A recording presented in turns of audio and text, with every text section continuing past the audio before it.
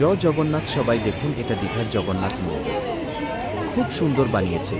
আপনার সবাই মিলে দর্শন করুন। আমরা সকলে মিলে খুব আনন্দ করছি। ভগবানের দর্শনও হয়ে গেল। ছেলেগুলো খুব আনন্দেই খেলছে। আপনারাও টাইম পেলে এখানে ঘুরে যাবেন। দীঘা এলে জগন্নাথ মন্দির দর্শন করে যাবেন। সমুদ্র দর্শনের সঙ্গে সঙ্গে ভগবান দর্শন হয়ে যাবে। জগন্নাথ মন্দিরের ব্যবস্থাপনাগুলো খুব সুন্দর। জগন্নাথ মন্দিরের সন্ধ্যার টাইমে খুব ভিড় হয়।